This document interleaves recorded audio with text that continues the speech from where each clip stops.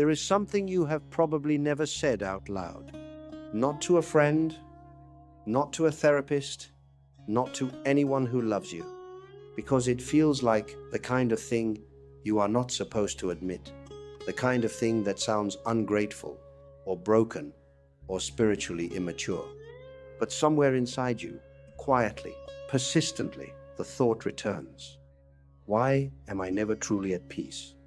Not in the dramatic sense, not because your life is falling apart or because you are in crisis, but in the ordinary, daily, almost invisible sense, the sense that even when things are going well, even when you have what you worked for, even when the people you love are safe, even when there is nothing technically wrong, there is still this hum, this low, unrelenting restlessness, this feeling that something is slightly off, that you are slightly off, that peace is always just one more thing away, one more achievement, one more resolution, one more change, one more moment, when life finally arranges itself correctly and the hum goes quiet.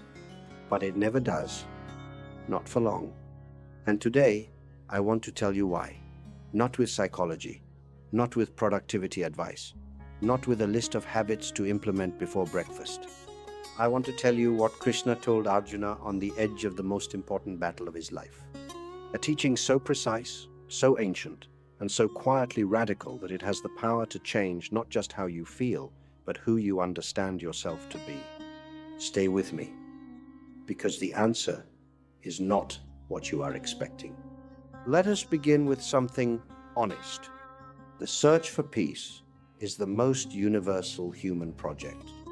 Across every culture, every century, every tradition, human beings have been trying to find it. Through religion and philosophy, through achievement and accumulation, through love and solitude and substances and prayer, through self-improvement and self-destruction, through everything.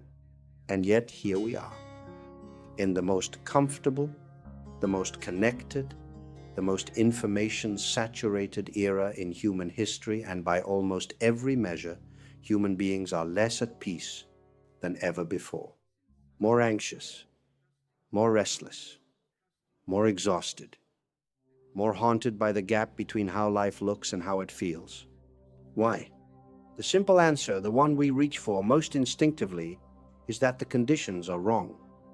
That we would be at peace if things were different, if the relationship were more secure, if the career were more fulfilling, if the body were healthier, if the world were less chaotic, if we had more time, more money, more certainty, more of whatever it is we currently lack.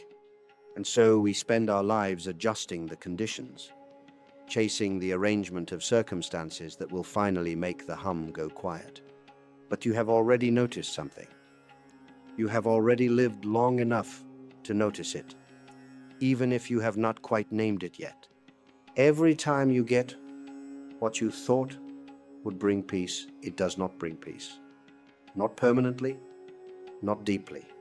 There is a period of relief, sometimes quite beautiful, and then the hum returns. The restlessness reorganizes around a new object, a new goal, a new version of the same old hunger. This is not a personal failure. It is not ingratitude. It is not a sign that you are broken or spiritually deficient. It is a natural consequence of looking for peace in the wrong place. And Krishna, in the Bhagavad Gita, names exactly where that wrong place is and points with extraordinary precision to where peace actually lives. To understand this teaching, you have to understand the world Arjuna inhabits when the Gita begins. He is a man who has everything. He is the greatest archer of his generation, skilled, respected, beloved. He has a family, a purpose, a position. He has fought battles before, and he has won. By every external measure, he is a man who should feel secure. And yet, in the opening chapter of the Gita, he collapses. Not because something has been taken from him, not because he has suffered a great loss or a humiliation, but because standing on the edge of what should have been his greatest moment, he looks around at everything he has built, his sense of self, upon his identity, his role, his relationships, his idea of what victory means, and he suddenly cannot feel why any of it matters. He sits down in the chariot, he lets go of his bow, and he tells Krishna, I do not know what I am supposed to do. I do not know what is right. I do not know what will give me peace. This is a crisis that has nothing to do with circumstances. Arjuna is experiencing what happens when a person has spent their entire life looking for peace in the world outside, in roles and achievements and relationships, and suddenly, in one clear moment, feels how thin and conditional that peace has always been. He has never been truly at peace. He has only been successfully distracted from the absence of it. And now the distraction has failed, and the emptiness underneath is visible. Does any part of this resonate?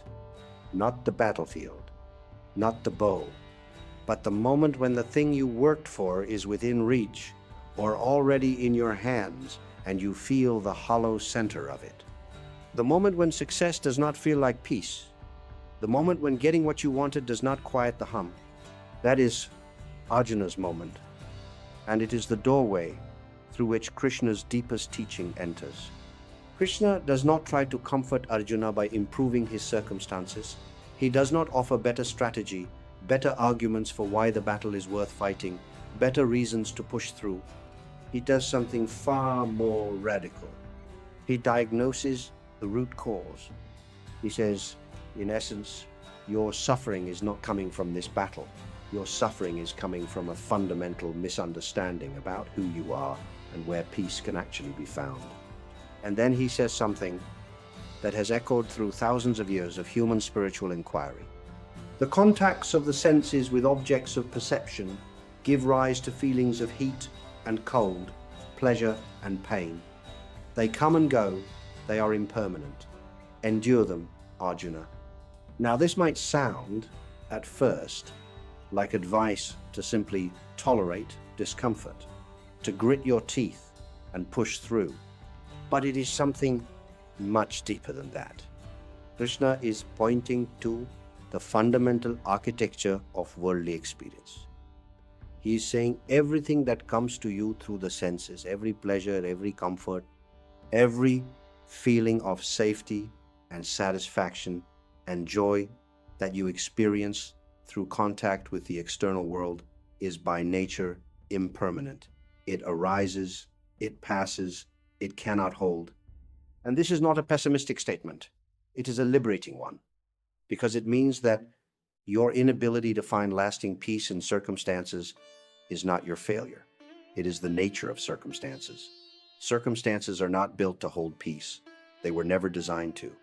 Asking the external world to give you lasting inner peace is like asking water to give you fire, the wrong element entirely. This is the first reason you are never at peace. Not because you have the wrong circumstances, but because you have been looking for peace where it cannot live. But this raises an immediate and deeply honest question. If peace cannot come from circumstances, from achievement, from love, from security, from any of the things we spend our lives arranging, then where does it come from? And here is where Krishna's teaching becomes genuinely radical. He says, peace is not something you find. It is something you uncover. It is not a destination you reach. It is what you are, underneath everything that obscures it. In Sanskrit, the word for the deepest self, the true self, is Atman. And the Atman, as Krishna describes it, is not a philosophical concept. It is the awareness that you already are, the consciousness in which all your experiences appear and disappear, the witnessing presence that has been present through every moment of your life, through every joy and every loss, every success and every failure, every period of peace and every period of chaos. It was there when you were a child, before the world told you what to want. It was there through every disappointment, every triumph, every moment when you were certain everything was falling apart. It is here right now, underneath these words, receiving them. And Krishna says, this self, this awareness, is inherently, naturally, constitutionally at peace. Not the peace of a quiet mind, not the peace of favorable circumstances, but something older and deeper than both. A stillness that exists prior to all experience, that is not generated by conditions and therefore cannot be taken away by them. The Upanishads call it Ananda, often translated as bliss, but perhaps better understood as the simple, fundamental okayness of being. The sense that existence itself, at its root, is not a problem to be solved, but a reality to be rested in. And you have touched this. You have had moments, perhaps very brief, perhaps unexpected, where the hum went quiet and something underneath it was simply present, simply here, content without reason, still without effort. Those moments are not accidents. They are not the result of circumstances finally aligning correctly. They are glimpses of what you actually are when the noise of the searching mind temporarily pauses. They are home.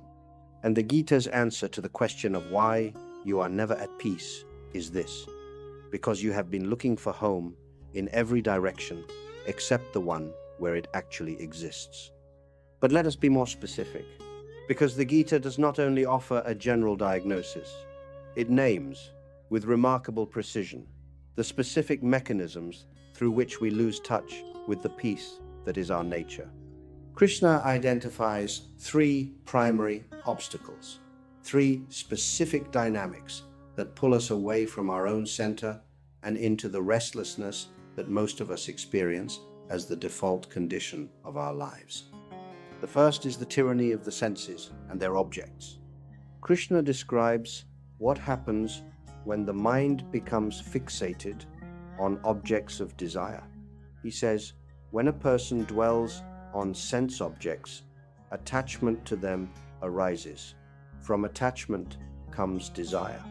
From desire comes anger when the desire is frustrated. From anger comes delusion. From delusion comes loss of memory of what is real. And from that loss of memory, the ruin of inner intelligence. Notice how precise this is. It is not a moral warning against pleasure. It is a psychological description of a cascade. You want something. The wanting grows. It does not get satisfied, or it gets satisfied and immediately reorganizes around a new object. Frustration enters. The mind contracts. The perspective narrows. And gradually, imperceptibly, you forget that you are anything other than the want, the frustration, the searching. You forget the stillness underneath. You forget the awareness that was there before the wanting began. This is not a dramatic process. It happens quietly, daily, through the ordinary mechanics of a life lived in the outward direction. Through the accumulation of small desires and small frustrations and small moments of losing the thread, and the result is chronic restlessness, not dramatic suffering, but the persistent low-level hum of a being who has lost contact with its own center. The second obstacle Krishna identifies is perhaps the most insidious. He calls it ahamkara, the ego, the false self, the constructed identity. We all carry an image of who we are, a story made of our roles, our achievements, our relationships, our histories, our hopes, our wounds.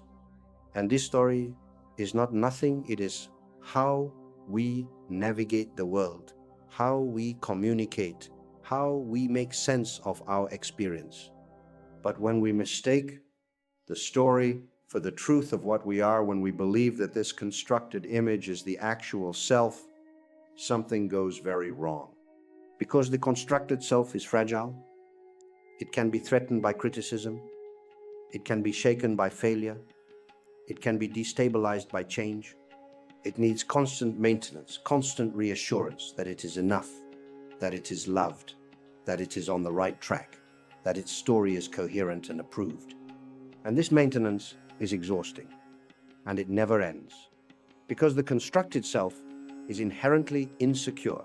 It knows, somewhere in its depths, that it is constructed, that it depends on conditions for its coherence, that it can be undone, and so it searches and grasps and defends and compares. And the peace it reaches for is always conditional, always one more achievement away, one more approval away, one more confirmation that the story it is telling about itself is valid and real. This is the second reason you are never at peace. Not because you are not enough, but because the self that is searching for peace is itself the obstacle. The constructed identity, by its very nature, cannot rest, cannot stop performing, cannot stop trying to secure itself against the uncertainty of its own impermanence. And Krishna says, you are not that. The Atman, the true self, is not the story. It is the awareness in which the story appears. It is the space in which the identity arises and changes and sometimes collapses and reconstructs itself. And that awareness does not need to be secured. It already is. Before we go further, I want to pause here, because I am aware that these teachings can sound very beautiful in the abstract, but I want to make sure they are landing as something real. So let me ask you directly, is there somewhere in your life right now where the search for peace has become its own kind of suffering? A relationship you are working so hard to secure that the effort has consumed the joy. A goal you are pushing toward so desperately that achieving it no longer feels like it will bring what you originally thought it would. A version of yourself you are trying so hard to become that the trying has become exhausting. If any of that is present for you right now, write it in the comments. Even one word, even just yes. Because naming it, bringing it into the light, is how the recognition begins. And tell me where you are watching this from. What city, what country? I genuinely want to know where this conversation is reaching today. The third obstacle Krishna identifies is perhaps the most universally recognized, even if we rarely name it this clearly. He calls it the gap between what is and what the mind insists should be. In modern terms, we might call it resistance. The mind's refusal to accept the present moment as it actually is, its persistent, energetically costly insistence that things should be different. Not just in dramatic circumstances. In ordinary ones, the traffic that should not be this slow, the person who should have responded differently, the weather that should be better, the body that should feel different, the mood that should have lifted by now, the peace that should already be here. This constant low-level arguing with reality is so habitual, so automatic, that most of us do not even notice it. It is simply the texture of ordinary consciousness, a constant friction between what is and what the mind has decided should be, and it is exhausting. Not because any individual instance is particularly significant, but because it is never-ending. The mind that argues with reality never runs out of material, because reality is always doing something other than what the mind has specified. Krishna addresses this with characteristic directness. He says, equanimity samatvam is the very definition of yoga, the practice of meeting what is with a steady, open, unresisting awareness. Not passive, not indifferent, but no longer at war with the basic fact of what is actually happening. And this equanimity is not achieved by lowering your standards or abandoning your desires or pretending that things do not matter. It is achieved by finding the place inside you that can hold what is fully, honestly, without flinching, without requiring it to be different in order to feel okay. That place exists. It is the Atman. It is the awareness that was there before the story.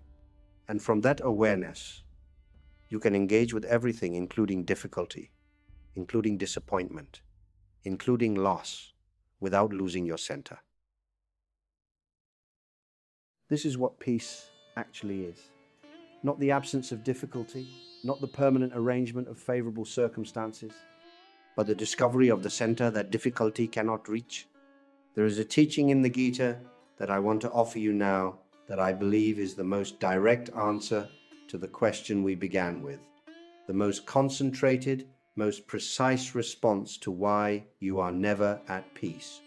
Krishna says, pleasures born of contact with objects are sources of suffering. They have a beginning and an end. The wise do not find delight in them.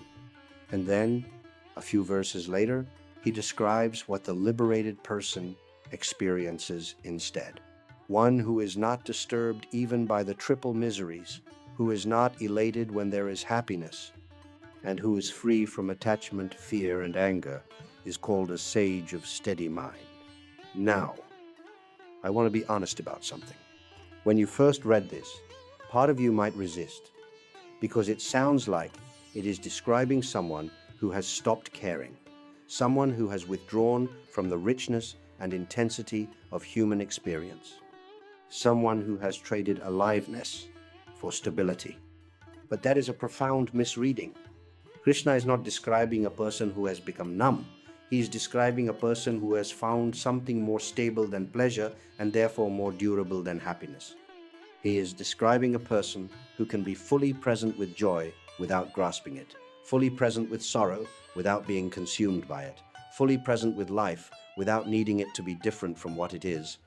This is not less alive, it is more alive, because you are no longer spending the majority of your energy in the exhausting project of getting life to cooperate with your demands.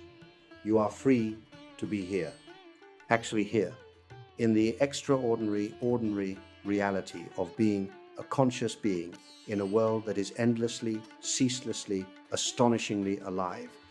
The peace that Krishna is pointing to is not the peace of someone who has stopped feeling, it is the peace of someone who has stopped fighting.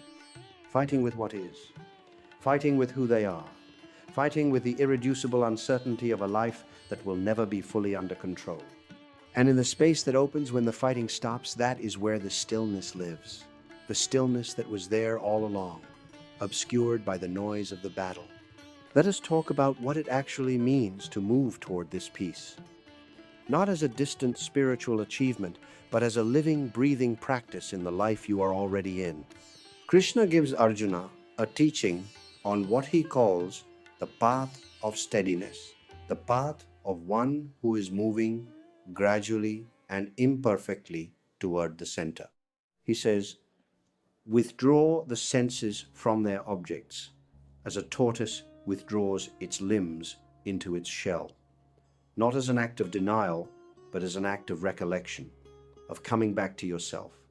In practical terms, this means learning to recognize the moments when you have been pulled outward into the searching, the comparing, the grasping and choosing consciously to return inward, not dramatically, not with force, but with the quiet, repeated intention of a person who is learning where home is. It means sitting with discomfort without immediately reaching for distraction, not because discomfort is good, but because the habit of constant escape deepens the very restlessness you are trying to resolve. Every time you reach outward to quiet the hum, you reinforce the belief that the hum is a problem requiring an external solution, and so the hum grows louder. It means practicing what Krishna calls samatvam equanimity, not as a mood to be performed, but as an orientation to be cultivated, meeting the day as it actually is, meeting yourself as you actually are, without the constant commentary of the mind that knows how things should be. And perhaps most importantly, it means beginning to locate yourself in the awareness rather than in the story. Practicing, even briefly, the recognition that you are the space in which your thoughts and feelings appear, not the thoughts and feelings themselves. That you are the witness of your experience, not its prisoner. This is not a technique. It is a remembering.